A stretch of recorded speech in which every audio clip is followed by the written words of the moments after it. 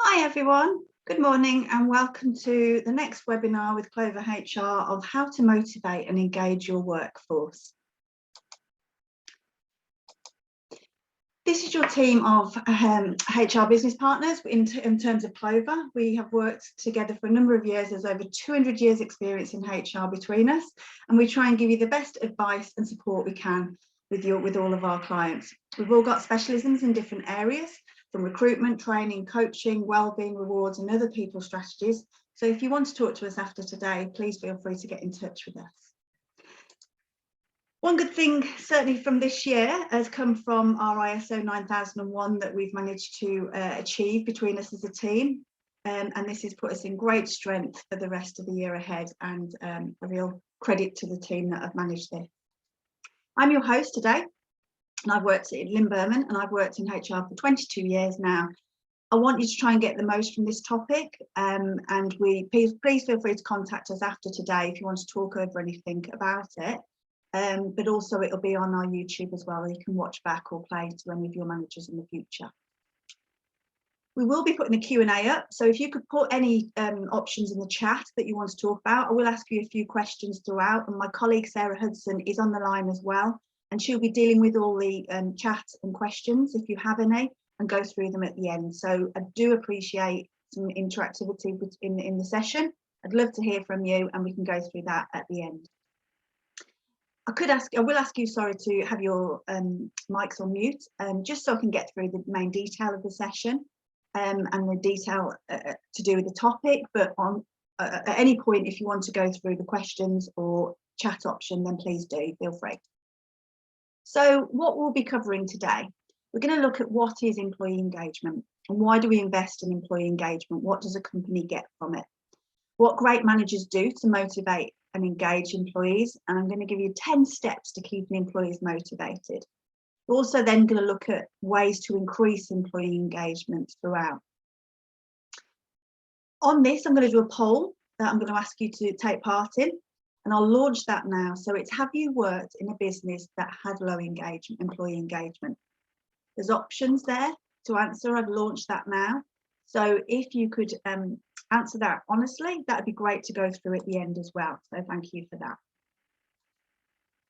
So when we look at what is employee engagement is a fundamental concept in the effort to understand and describe both qualitative and quantitative data and the nature of the relationship between an organisation and its employees. So when employees are engaged, they're more likely to invest in the work they do, which leads to a higher quality of work produced, hopefully. By investing in employee engagement, your company will be able to increase productivity, work quality, and retain top talent. So the question to answer in the chat today, I'd love you to put down, what employee engagement activities or initiatives do you have in place in your workplace? This will just give us a really good understanding as a group on what you've got in place currently, and see if you can take any of the comments today to improve on that as well. So Gallup did a survey quite a while back in 2016 on employee engagement, and percentage of British employees who are engaged at work was 8% at the time.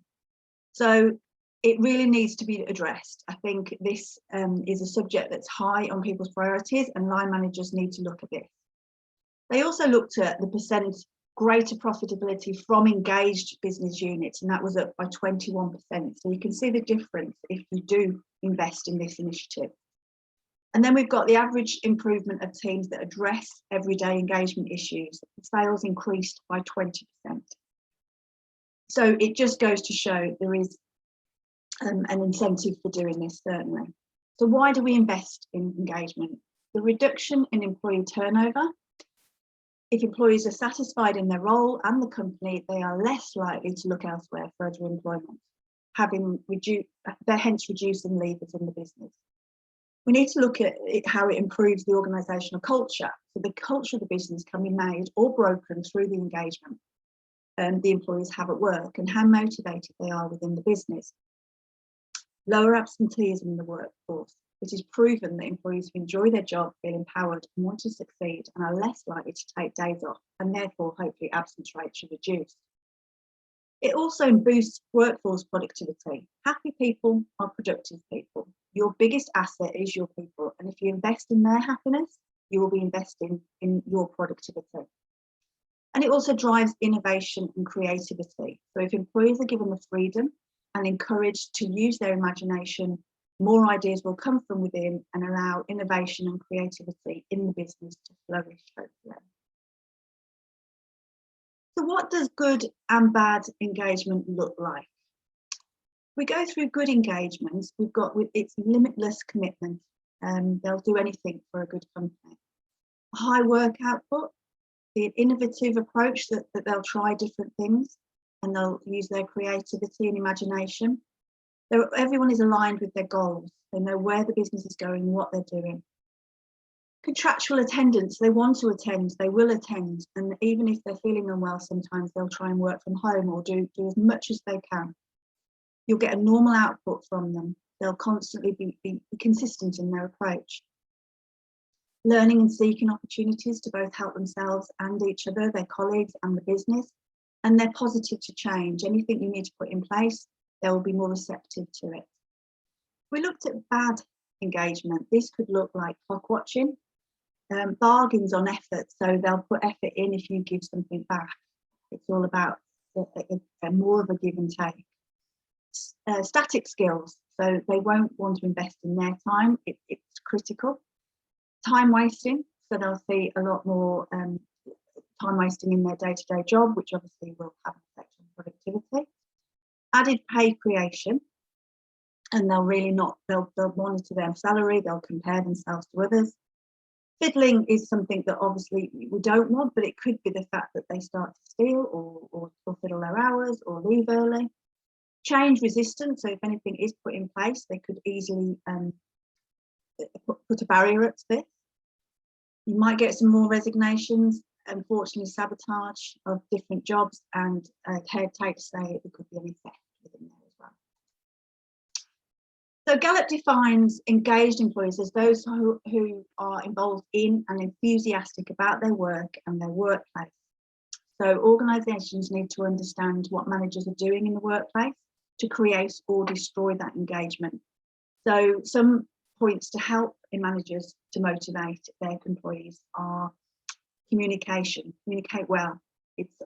Communication is often the basis of any healthy relationship, including the one between an employee and his or her manager. For example, employees whose managers hold regular meetings with them are almost 3 times likely to be engaged as employees whose managers don't hold regular meetings.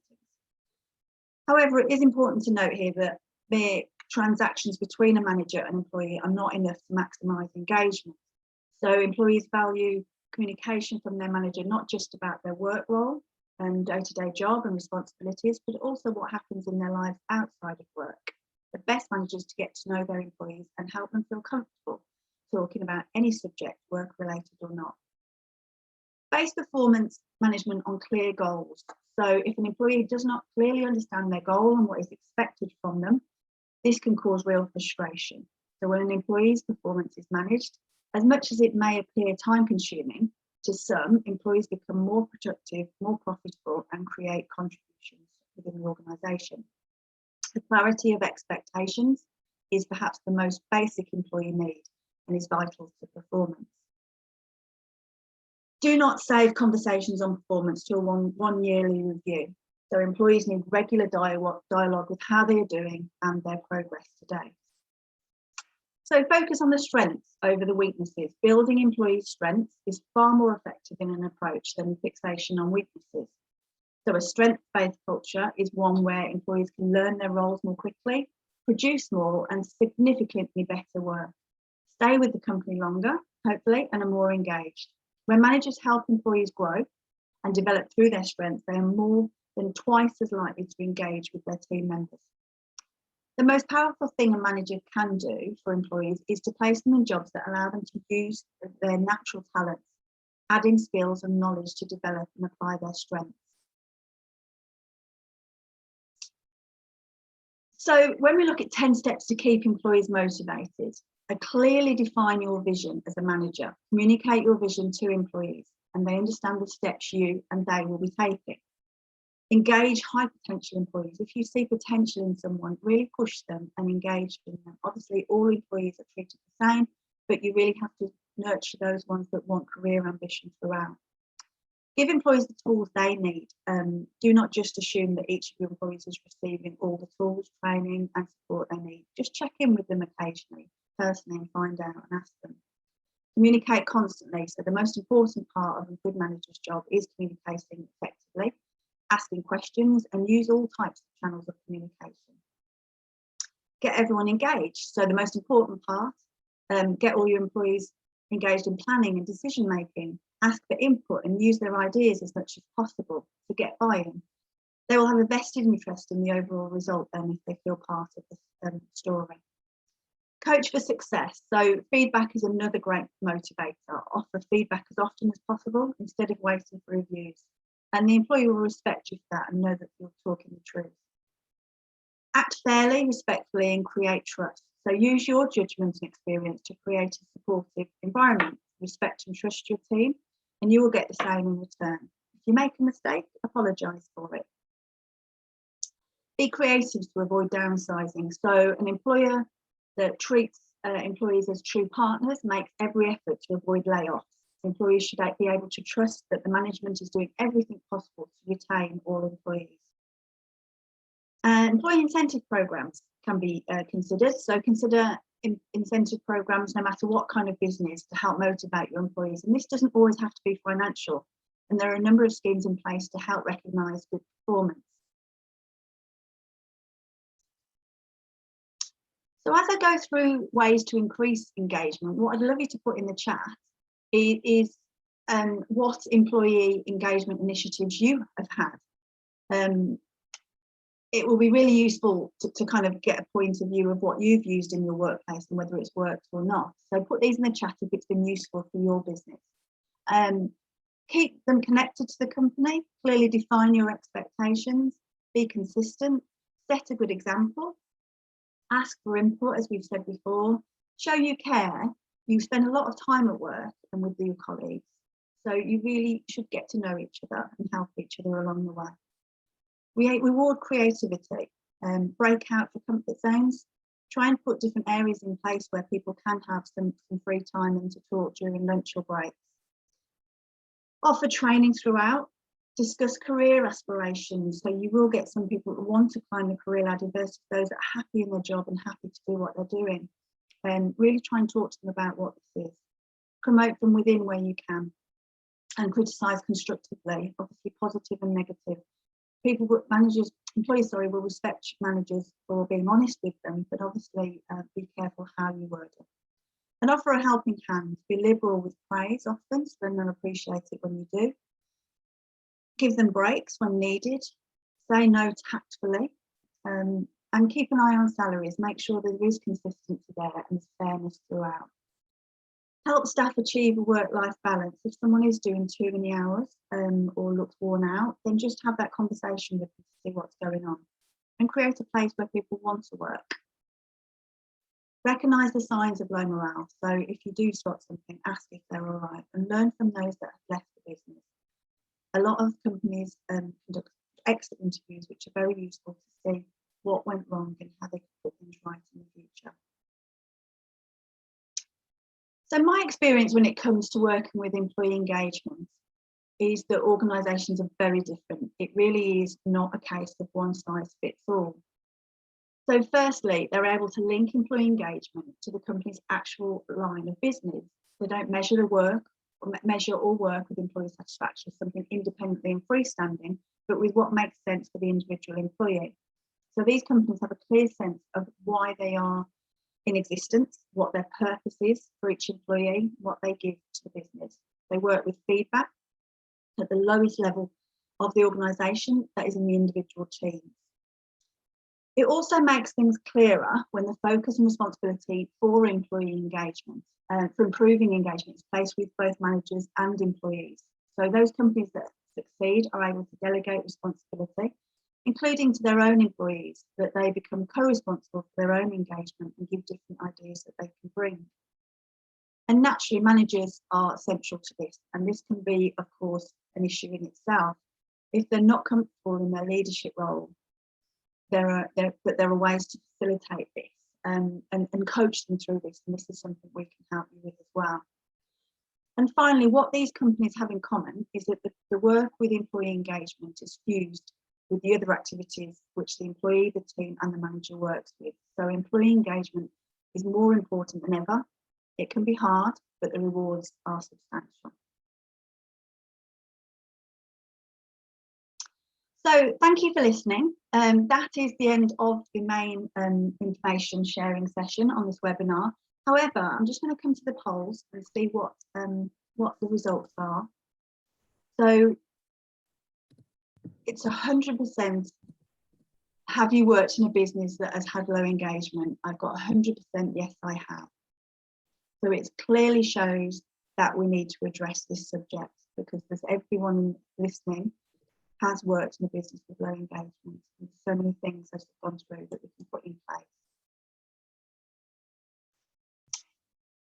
So the next, I'm going to hand over to Sarah now to go through some of the questions and the chat options that we've had, and obviously to see if there's any ideas that you've brought to the table. So handing over to Sarah now, thank you. Hello everybody. Just try and get my video up. Apologies, it's not working for me today. Yeah, we've had some interesting chat actually here. So we had a comment from David about the employee engagement initiatives, and he's stated that they have suggestion or issue forms for people to complete, but their issue with that is that they've had no real engagement from that. So I think it is a really useful tool, but perhaps it needs to look at having a relaunch to make sure that people are aware of it, so that they know to use it, and the impact that it has. Sometimes with things like that, if people don't see the outcomes and they feel that it's not actually doing its purpose of getting their comments through, perhaps to the correct person. So looking at how you can initiate it so that they understand what's happening through those forms, where they're going and what feedback they're potentially going to get from that. So that was a really interesting comment there, a good one, a good example for us to look at. And then looking at ways to increase engagement again, the examples that Lynn gave. I think at point 21, we've got learn from those who've left the business. An example there would be to do exit interviews and then take the actions from those exit interviews and put them into practical use. So learn how to improve from the points that have been made, obviously where relevant and where practical, but implementing something from somebody's suggestion as they leave the business. So those are the comments that we've had there, Lynn. Brilliant. Thank you, Sarah. Thanks for that. Is there anything else that anyone wants to bring to the table while we're open and live? If there's any questions, just put them in the chat. We'll just wait a few minutes to see if there is anything. But if not, thank you for listening today. This is a pre-recorded, so it will be on our YouTube channel to watch back, or if you want to show it to any other of your line managers. And we really appreciate you joining us today. Thank you.